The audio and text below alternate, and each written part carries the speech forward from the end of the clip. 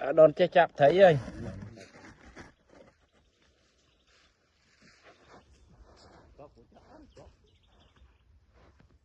bắt lối miền đồi áo chặt đâu vô buôn nhom đá còn lắm chứ được cột mà lên mà đèn nâng có nâng họ thấy đây đấy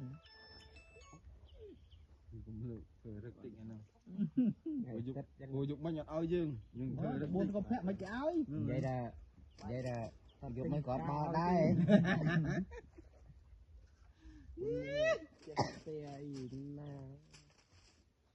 chết sẽ vừa đây anh ơi chết không đây này chết anh sẽ bàn xe mà đây anh ơi chết chăng đấy mà lộc đâu miền đạt đâu nghe đã anh dây bán không và con mẹ đông dây mà ăn đi nó phê nó chết nó chặt là cốm nó ngồi phun lâu hả cái gì đằng đó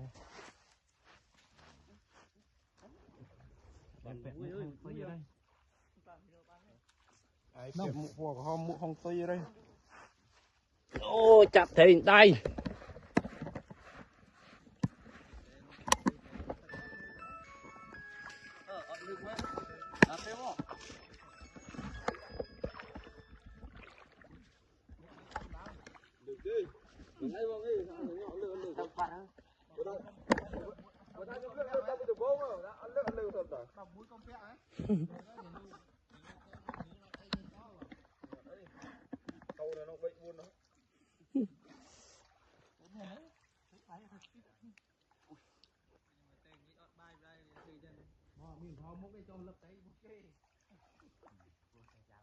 rồi chấp từ qua để nông môn đi chơi để yếu đâu nào tao con ơi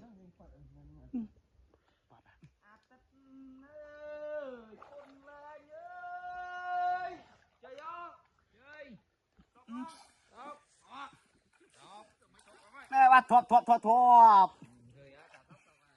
bằng lướt tốc sơn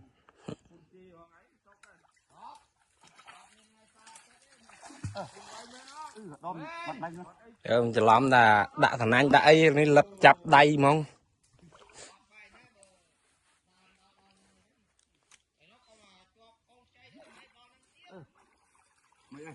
đòn lập pri pru thấy ba là cam thấy mà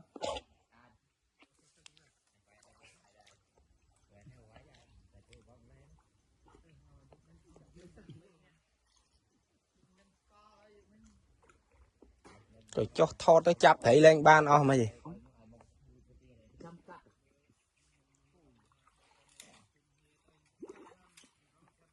thoát vào đây bố bộ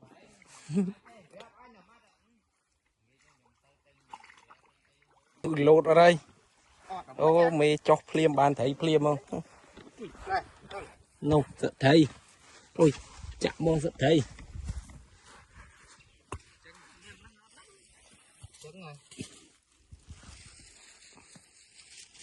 ôi chú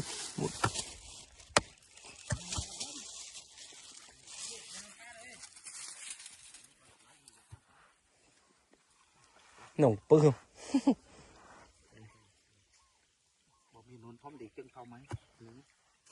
ôi đã chưa ngọn ra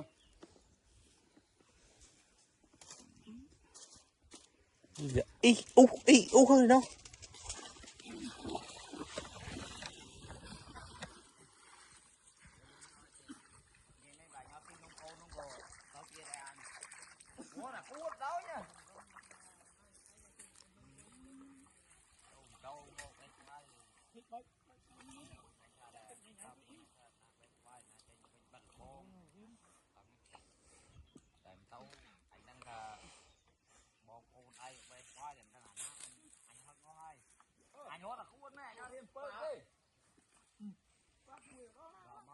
nào chỗ này cục mô tray chọn lạc bọng vào đây chả đón lấp mà dạ ban thấy này vẫn lấp tam khói châu thấy cũng chọp à ơi bày bố mà vì phá lấy khu thằng lơ nông ní là chơi suối chứ nè cô suối nè nơi cồm nô tiết tắc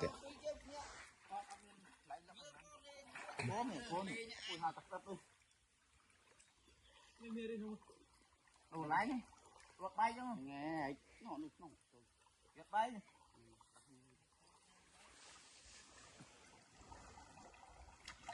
bỏ hơi bỏ thấy chặt sang cái lứt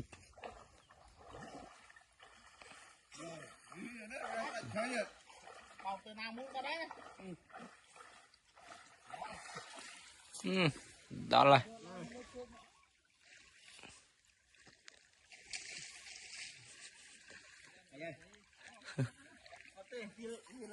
viên thế cốm năng ở cốm ni là ngọn miền nồng tật đây vào đó cụ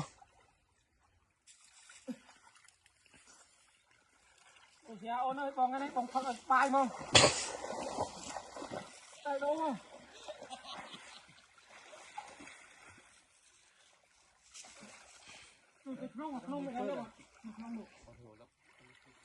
nó ngốn bớt nó nó đó chơi suối chứ nè cô suối chứ nè tao đóng mà bớt miền lúc ba thấy ní ta trời mấy cái thật chơi mấy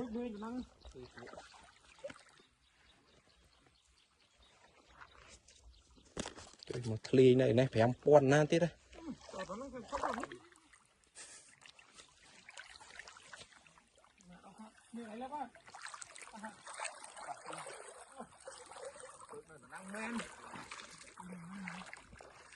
bớt cái bớ mời xuống luôn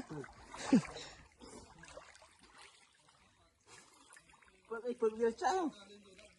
Viên không luôn, viên trắng.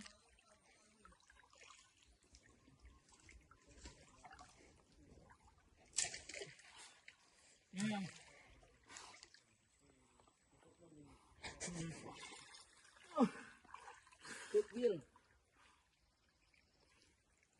Nàng còn lập viên lập tổ bớt quá. nhầm lập bình năng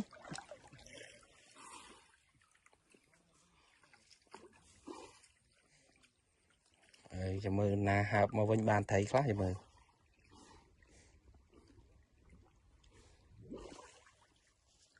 mồi pi còn đang thẹ tắc không nè còn cùng xây nè miền bạp miền nì phải đặt chơi số chơi nó miền tây viên nè châu mau châu nó còn cùng xây nữa cũng lấp ấy tiếc à đòn lấp ao thấy rồi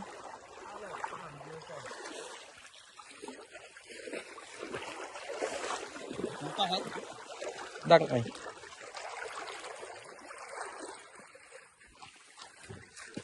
Hô đây. Mày đây. chạp đây là cũng bên nào đâu đăng Mày đây. À, nó ngốn bớt nó khom ní rồi thảm miên thấy rồi vì mình on tê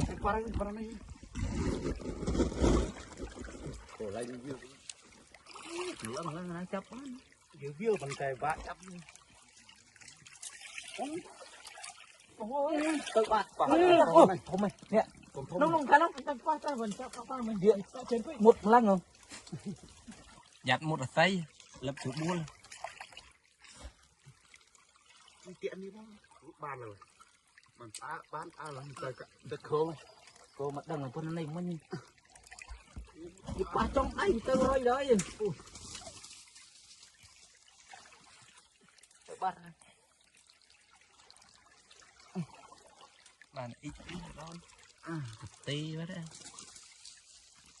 từ cổ vài chắp à biết là từ cổ yếu tam phước đây là bát nông ta lớn chạy ra rồi bà ta thấy có nơi tam này là bát nông ấy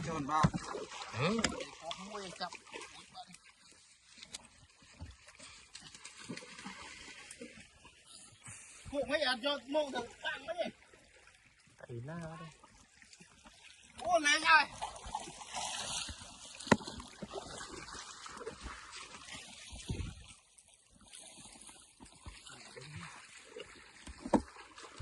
Thú lư đã oi nhiều hốt đấy thú.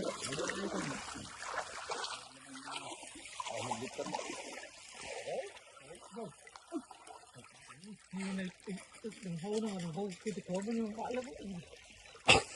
Bằng châu cùng dây luôn rồi. Còn vô thịt khóm một. Đừng vô cả lớp khóm. Nhìn cân này.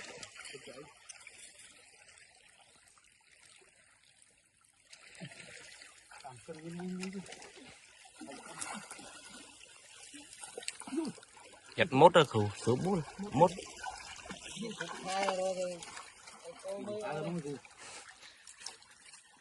cục khai này là bị bay trăm rồi.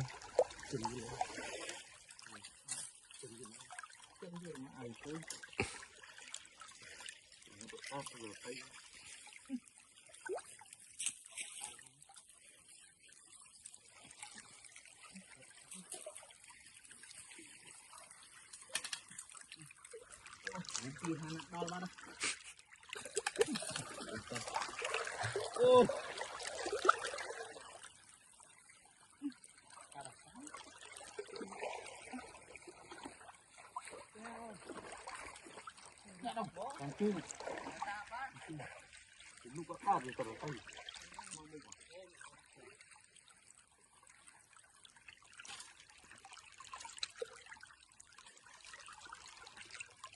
Nó pa đẹp nhiều không?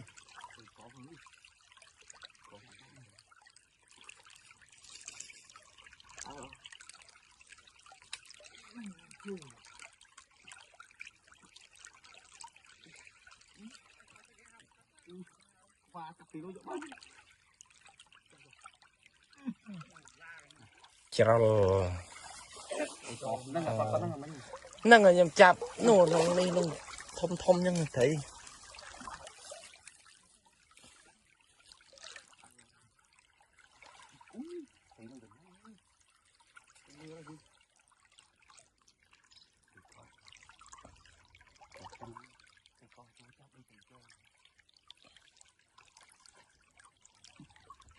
yếu tam đây là bạp ta khóm còn nào bắp bô thịt không ôi luôn này na này thôi chứ